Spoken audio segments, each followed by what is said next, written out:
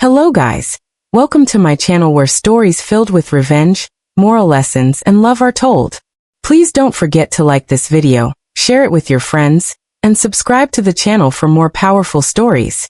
I still remember the first morning I walked into that tall glass building with my pressed skirt suit, clutching my small handbag, and wearing the widest smile. I was 24, young and full of hope, and the company felt like a dream. Back then, Damien, the man who would later cause me so much pain, was already climbing into the higher ranks. I thought he was brilliant, visionary even. I promised myself that if I gave my all, one day I would earn the kind of recognition that would make my parents proud. The years stacked up like bricks, 15 of them in total, and I laid my life down for that job. Late nights, canceled family dinners, missed birthdays, sacrifices I told myself were worth it. Every time I saw a colleague get promoted, I believed my turn was just around the corner. But the corner kept moving farther and farther away, and I kept chasing, convincing myself patience was a virtue. I wasn't blind to the favoritism Damien showed certain employees. The way he lingered at Clarissa's desk with that sly smile. The way her mistakes were smoothed over as if they never happened, while mine were dissected under a microscope. Still, I kept silent. I wanted to believe that loyalty, hard work, and integrity meant something. That somehow, merit would shine brighter than favoritism. But then came the day that shattered me. We all gathered in the conference room. The one with the polished oak table that always smelled faintly of coffee and leather. Damien stood at the head of the table, beaming like he had just signed a billion-dollar deal. He spoke about leadership, vision, and the future of the company. My heart pounded with nervous hope because I knew an announcement was coming. I thought it would finally be my moment. Today, he said, his eyes scanning the room, I'm proud to announce our new Vice President of Operations, Clarissa. The claps erupted around me, but I couldn't move my hands. My palms were ice cold, my stomach twisted in knots. 15 years of grinding work, and he had handed my dream to someone who had been there barely 3.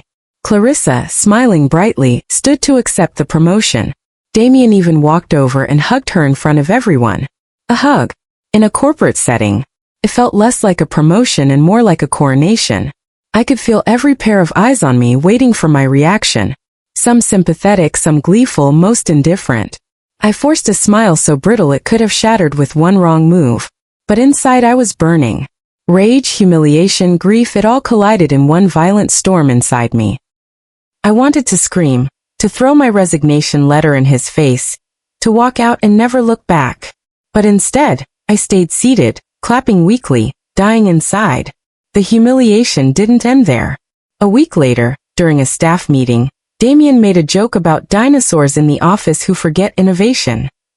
His eyes flickered to me, and laughter rippled across the room. My cheeks burned as I looked down at my notes, pretending not to notice. He had turned me into a joke, after everything I had given. At home, I broke down. The walls of my apartment, usually my safe haven, echoed with my sobs. I looked at old certificates of appreciation pinned neatly on the wall, now mocking me. I whispered to myself, what more do I have to give? That night, I made a vow. If the company didn't value me, then I would value myself enough to stop being their fool. Still, I kept showing up at work, putting on the mask. I overheard Damien talking to one of the directors in the hallway one afternoon. He said, I think it's time we phased Marissa out. If we do it before her anniversary, we won't have to pay out her benefits package. Those words sliced me open. 15 years reduced to a financial calculation. I pressed my back against the wall, fighting the tears that threatened to fall. And I realized something with chilling clarity. This wasn't just about being overlooked anymore. It was about survival. Damien wanted me gone, stripped of dignity, stripped of the only security I had left. That night I lay awake, staring at the ceiling. The anger in my chest wasn't just fire anymore. It was steel, sharpening itself in silence.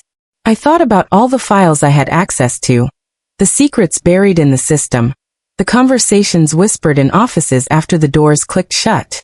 My years of loyalty had given me something Damien never considered, a front-row seat to everything he thought he had hidden. It wasn't until the next week, when Clarissa walked into my office with a strange look in her eyes, that my story began to twist. She closed the door, sat down, and whispered, "I need to talk to you about Damien." Her voice trembled, her eyes darting like a trapped bird's. I had always seen her as the enemy, the favored one, but that moment cracked my perception wide open. That was the moment I realized I wasn't alone. Clarissa's voice shook as she leaned across my desk, her hands clasped so tightly I thought her knuckles would splinter. "Marissa, I'm not what you think," she whispered, almost afraid the walls themselves would listen. For a moment, I didn't trust her. In my mind, she was the golden girl, Damien's favorite, the woman who had taken what was rightfully mine. But then she said the words that would change everything. "I've been working with the Equal Employment Opportunity Commission. I've been documenting everything Damien has been doing. The harassment, the favoritism, the discrimination, you name it. And I need your help." The room seemed to tilt. I sat back, studying her face. There was no smugness there, no pride. Only desperation, fear, and something else, determination. My heart raced. For so long, I thought I was standing alone against a storm that wanted to break me. But now, here was an unexpected ally, offering not sympathy but strategy. "You?" I asked quietly, narrowing my eyes. "Why would you risk everything?" She swallowed hard. "Because he isn't what you think he is with me either. Yes, he gave me that promotion. But you should know it wasn't because of my talent. He made it clear that if I played along, the road would be smoother. I've had to endure his disgusting comments, his hand lingering too long on my shoulder, his threats masked as jokes. I smiled in public, but in private, I recorded everything. I can't take it anymore. And I can't take him down alone." Her words hit me like a punch to the gut. All at once, my anger at her dissolved and redirected itself entirely toward Damien. He wasn't just a manipulative boss. He was a predator, a man who twisted power into poison. I leaned forward, lowered my voice, and said, "Then we don't fight alone. We fight together." From that moment, our secret alliance began. We became shadows within the company, moving carefully, quietly, documenting everything. Clarissa had already collected audio recordings of his remarks, and things he thought he could say behind closed doors. The tape of him laughing about how women were better at filing than leading. The time he joked about promoting the prettiest face in the room. The day he bragged that he could get rid of any employee before their contract matured, just to save the company money. Each recording was a dagger waiting to strike. My role was to dig deeper. 15 years of loyalty had given me access most employees never touched. I knew the filing systems, the hidden folders in our digital archives, the subtle tricks Damien used to bury his tracks. I started copying financial reports, board meeting minutes, and internal emails that revealed patterns of his misconduct. Every night, I locked my apartment door, spread the papers across my dining table, and pieced together the puzzle. It was exhausting, living a double life. By day, I smiled through meetings, pretending to take notes while really memorizing Damien's every slip of arrogance. By night, I became an investigator, sifting through shadows for truth. Clarissa would sometimes join me, sitting cross-legged on my living room floor, her laptop open as she organized files into careful timelines. We would exchange glances, silently acknowledging the stakes. If Damien suspected us, our careers, maybe even our lives outside of work, would collapse. One night, as we sorted through documents, Clarissa suddenly looked up at me. "Do you ever feel like this is too dangerous? Like maybe we should just walk away?" I met her eyes, steady and cold. He wanted to strip me of everything. He turned me into a joke. He doesn't get to walk away clean while we carry the scars. I won't let him. She nodded, her fear giving way to the same steel I carried inside. From then on, we were unstoppable. Weeks passed. We gathered not only evidence of his harassment, but also his financial misconduct. Damien had been diverting company funds for personal luxuries, an apartment for a mistress, expensive vacations disguised as business trips, and shell company transactions that bled the budget dry. Every shred of proof tightened the noose he had unknowingly woven for himself. The thrill of uncovering the truth was tempered by the risk. One afternoon, Damien unexpectedly walked into my office while I was copying files. My hands froze on the keyboard, my heart pounding in my throat. He leaned against the doorframe smirking and said, "Still burning the midnight oil, Marissa? Maybe you should take notes from Clarissa. She knows how to work smarter, not harder." I forced a laugh, hiding the USB drive in my sleeve. "Some of us just like doing things the old-fashioned way," I said, my voice steady though my insides quaked. When he finally left, I collapsed into my chair, drenched in sweat. That close call only made me more determined to finish what we'd started. Clarissa and I began strategizing how to present the evidence. We knew Damien had deep ties with several board members. Attacking him head-on wouldn't work. We needed to tailor the evidence to each person's values. For the conservative members, we prepared detailed proof of financial fraud, showing how Damien's actions drained shareholder value. For the progressive members, we highlighted his harassment and discriminatory practices. For the ambitious ones, we illustrated how his leadership threatened the company's long-term reputation. Every angle was covered. Every weakness in Damien's armor was targeted. One evening, as we rehearsed how the confrontation would play out, Clarissa placed her hand over mine and whispered, "I couldn't have done this without you." I smiled faintly. No, we couldn't have done this without each other. Alone we were victims. Together, we're a storm. The night before the management meeting, I barely slept. I lay in bed staring at the ceiling, my mind running through every detail, every piece of evidence, every possible reaction. My heart thundered with fear, but beneath it all was something else: excitement. For the first time in years, I felt like I was standing in control of my story. When dawn broke, I stood before the mirror, smoothing down my suit jacket. I looked at myself, not the humiliated employee, not the forgotten veteran, but a woman ready to reclaim her power. "This is it," I whispered. "This is the day everything changes." With a deep breath, I grabbed the thick folder of evidence, tucked it into my bag and headed out the door. The conference room felt colder than usual that morning. The long oak table gleamed under the harsh fluorescent lights, and the smell of polished wood mixed with the faint bitterness of fresh coffee. My hands gripped the leather folder in my lap, the weight of its contents pressing down like a stone. Around me, directors shuffled papers, whispered in hushed tones, and avoided each other's eyes. At the head of the table sat Damien, confident as ever, his smug grin stretching wide as he prepared to deliver another one of his so-called visionary speeches. I kept my face calm, my heartbeat steady, though beneath the surface, adrenaline surged like a storm tide. For weeks, Clarissa and I had prepared for this exact moment. Every detail, every move had been mapped out. I knew when to stand, when to speak, when to let the silence choke the air until it forced the truth into the open. Damien had humiliated me, stripped me of my dignity, and now he thought he was about to push me out quietly, erasing 15 years of my life as though it meant nothing. But what he didn't know was that I wasn't leaving empty-handed. I had a weapon, truth, and today I would wield it. As the meeting began, Damien's voice filled the room, smooth and oily. "Ladies and gentlemen, thank you for joining us. I want to assure you that under my leadership, this company continues to thrive. Our future is bright, our vision stronger than ever." He gestured toward Clarissa with a wink. "And with talented people like her stepping into leadership roles, we're destined for even greater success." The directors clapped politely. I felt Clarissa's eyes flick toward me from across the table, her face perfectly composed. We had agreed that she would wait until the right moment to step in.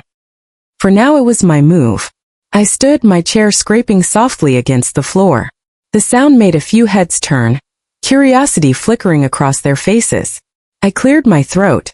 "Before we continue," I said, my voice firm but even, "I have something I need to share." Damien's grin faltered for just a second before he leaned back in his chair, feigning amusement. "Marissa, now really isn't the time for personal grievances.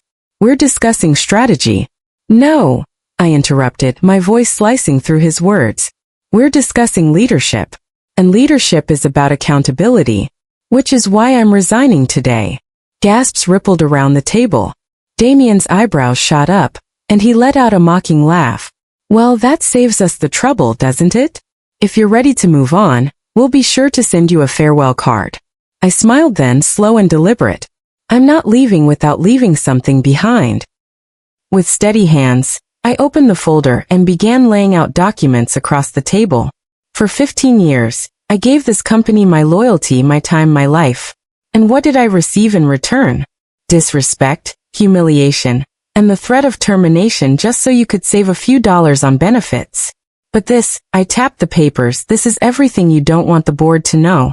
Financial fraud, harassment, discrimination, manipulation of company funds. Damien has not been leading us into the future. He's been bleeding us dry. The room erupted into murmurs as directors leaned forward, eyes scanning the spreadsheets, the emails, the damning evidence laid bare in black and white. Damien's face flushed crimson, and he slammed his hand on the table. This is outrageous. Lies, fabrications. She's bitter because she wasn't promoted, and now she's trying to sabotage us all. That was Clarissa's cue.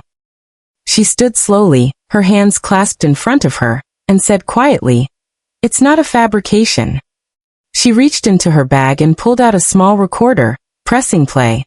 Damien's voice filled the room, sneering and arrogant. Promoting Clarissa was easy. She's the prettiest face in the room.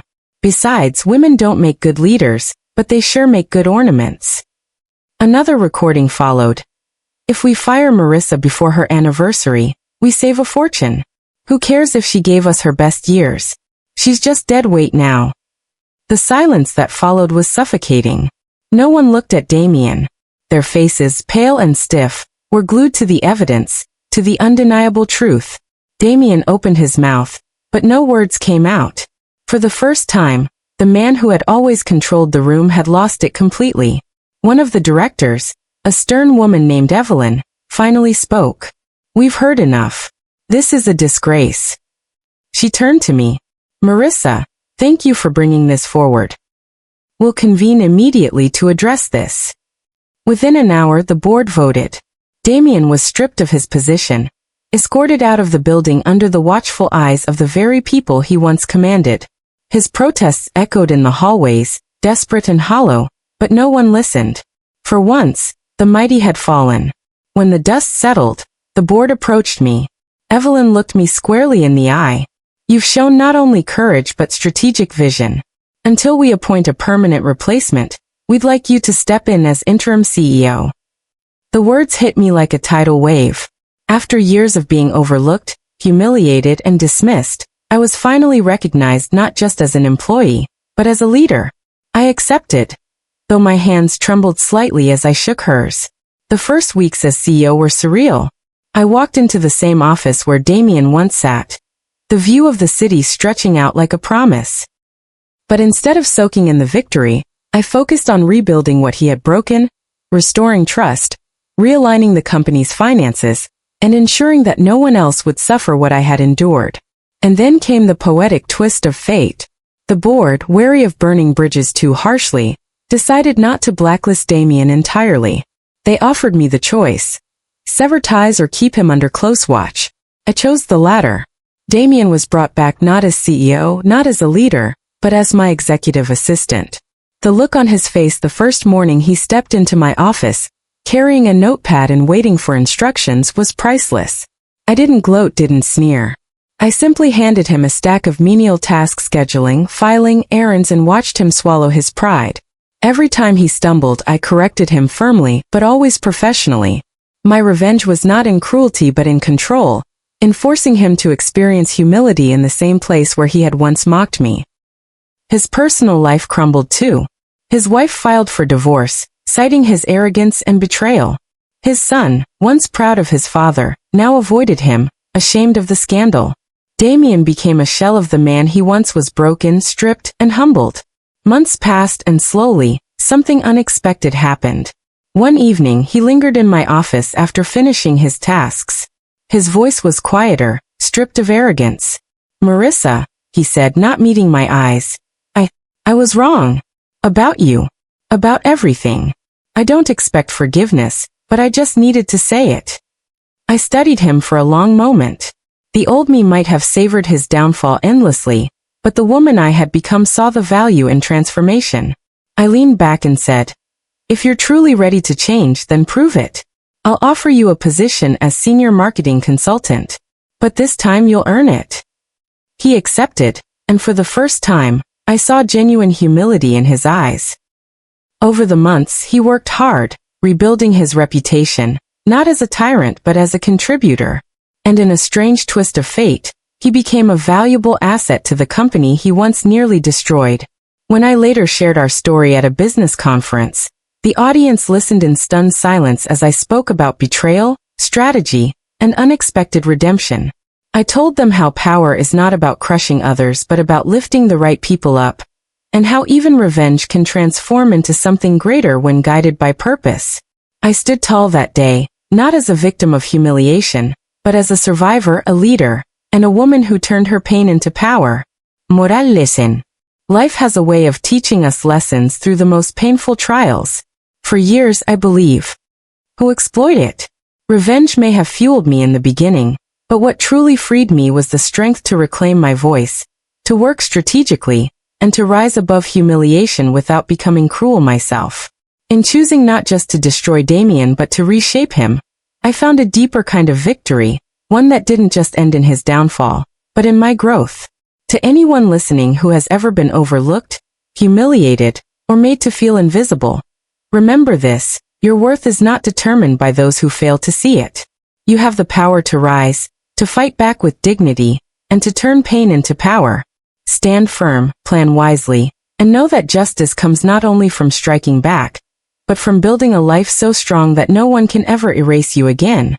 If this story touched you, don't forget to like this video, share it with your friends, subscribe to the channel, and comment on your key lessons below.